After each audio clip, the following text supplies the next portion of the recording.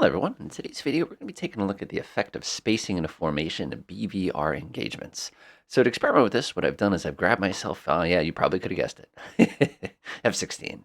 And what I've done, of course, on the other side is I've gone ahead and popped another group of F-16s. I know, like, no matter what, F-16s will be destroyed and lost in this process, but sometimes you got to work with it. So what we're going to do now is I'm going to go ahead and pause real quick, go ahead and break out of track mode, tap that lovely F4 key on my little group here, and you'll notice that you have a bunch of formation options. Now, we've talked about formations in the past, but the thing I was interested in today is what effect does spacing have on our formation? So what we're going to do is experiment with a couple different spacing arrangements. Now, some of you are like, well, what if you experiment with, you want to place these in an echelon or something like that?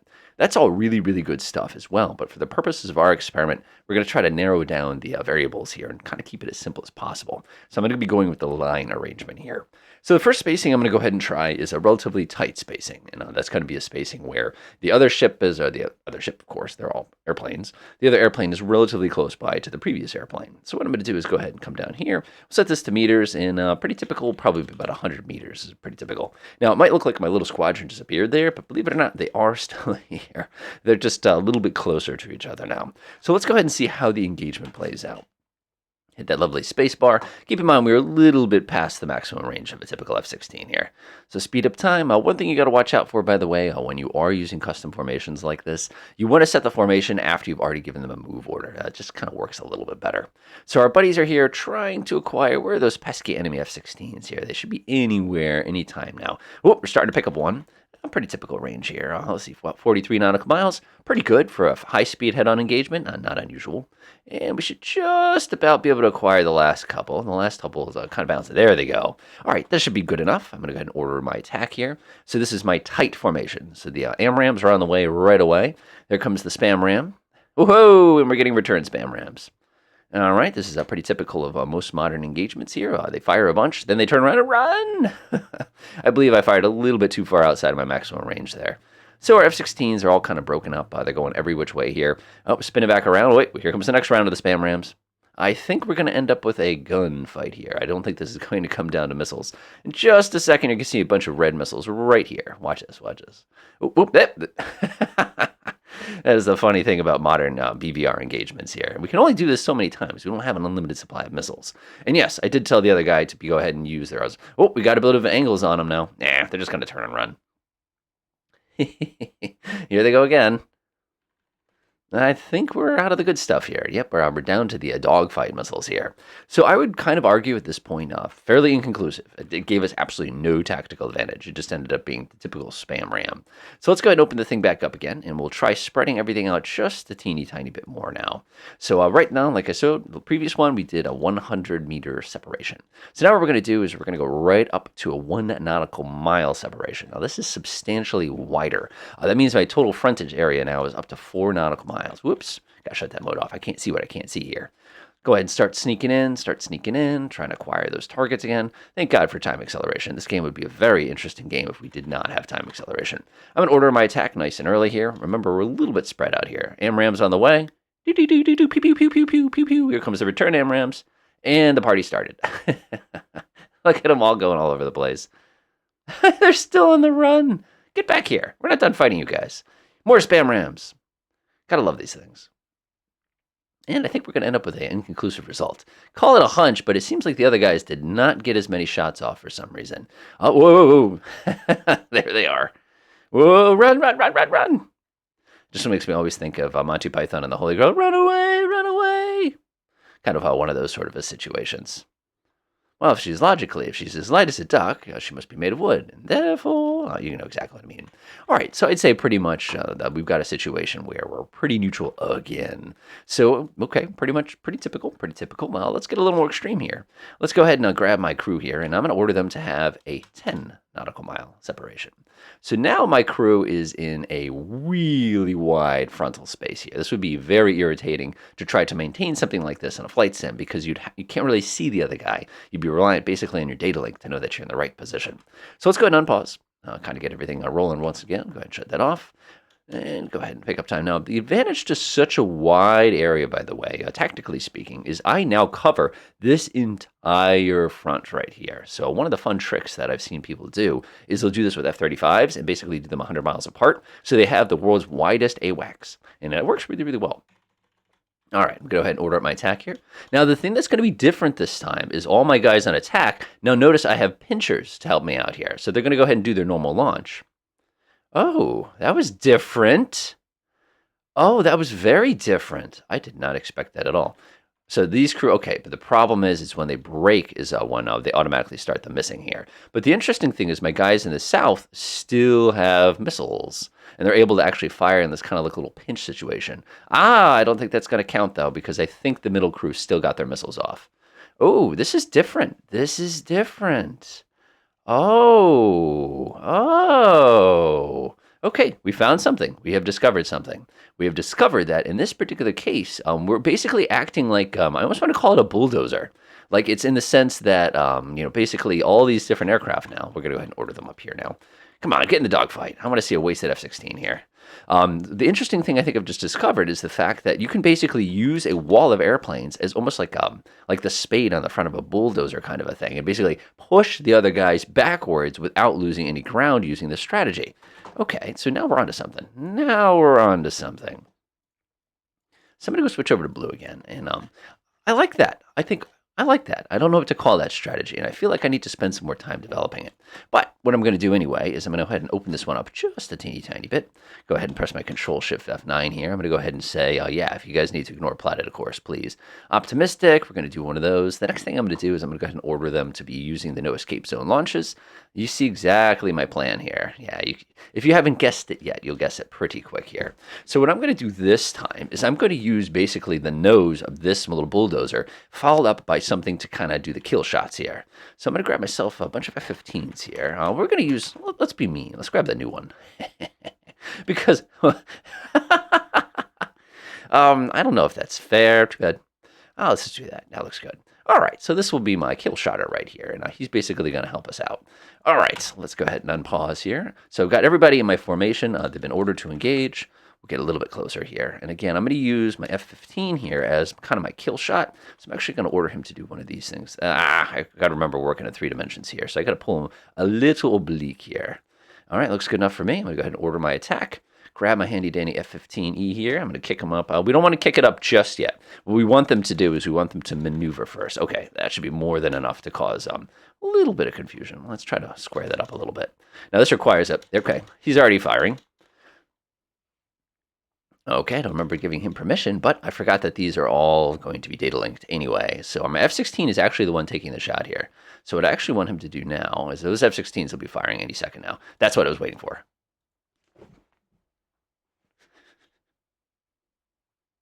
Oh, I've just discovered the strategy. I just discovered the strategy.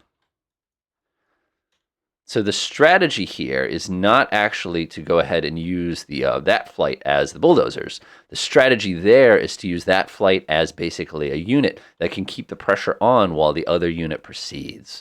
So my F-15E here, look at him go. He's having a real fun time of it because he's using the F-16s to data link his attacks, and he's basically keeping the pressure on the entire group. Look at this. Oh, this is incredible. Look at that.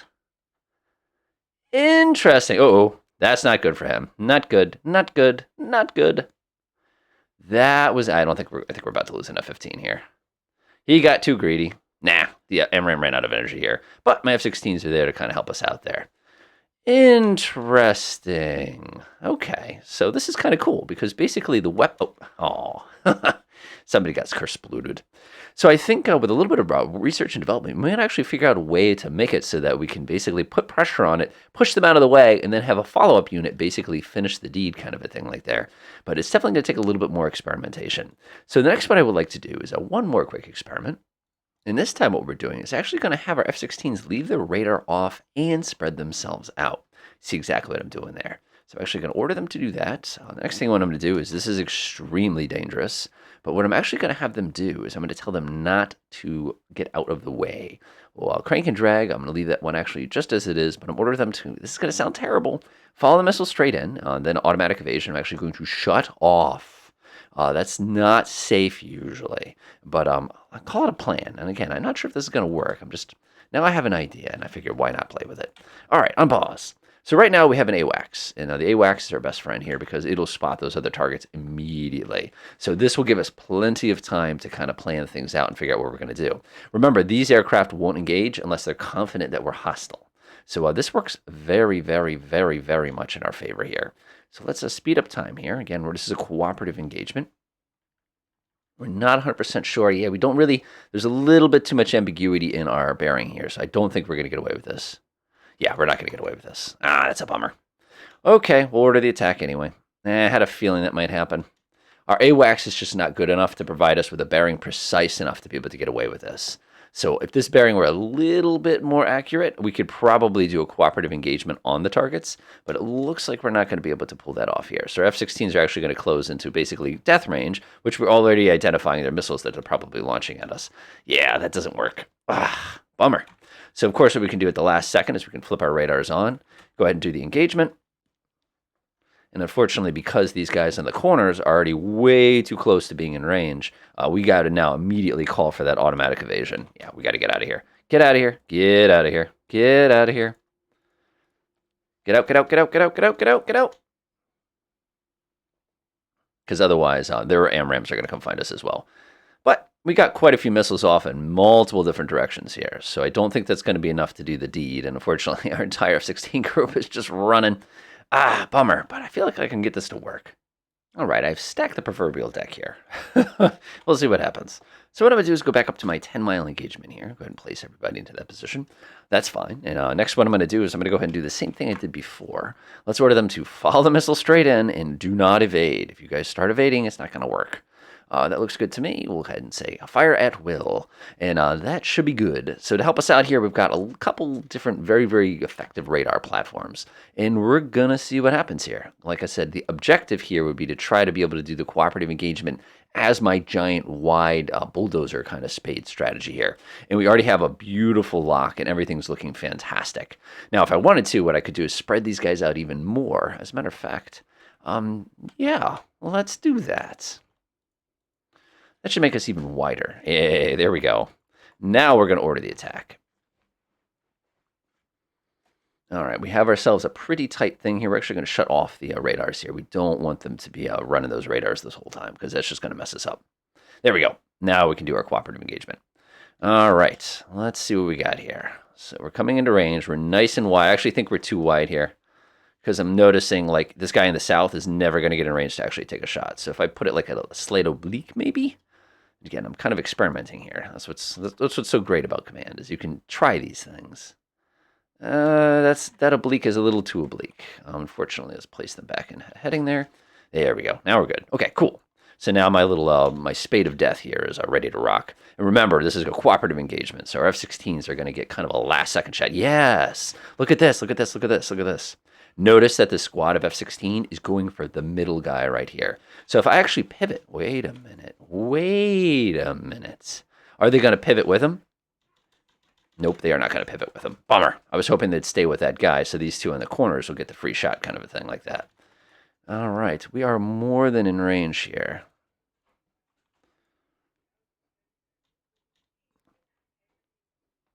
Nice. Unfortunately, that guy right on the side is going to get cursed. This guy right here is doomed. He's going to take it right in the nose. Did not work. Oh, look at this, though. Oh, got another one. Yeah, I don't think this is very effective. The problem here is that the coordination of the entire unit, yes, we're able to kind of do this little pincher move here, but the problem is exactly the same. That, oh, almost got him. Oh, got another one. Yeah, we lost. That was a Pyrrhic victory right there. We lost everybody. We're about to lose another one. Ugh, did not work. All right, let's talk conclusions for a second here. First things first, when it came to the width of the formation, the tight formations didn't seem to really make much of a difference. Going with a wider formation enabled us to basically create kind of a frontal control pattern that allowed us to kind of push all the enemy aircraft out of the way because they would be dodging our missiles too often. The other thing we realized, of course, is if you use that path, you go ahead and push them out of the way. You can use another unit to basically follow up for the kill shot. In this case, we cheated with the F-15EX there. Even though it got curse splattered, you could at least see that it was able to kind of coordinate those efforts together to be able to kind of close those distances and make for an effective engagement. Enjoy.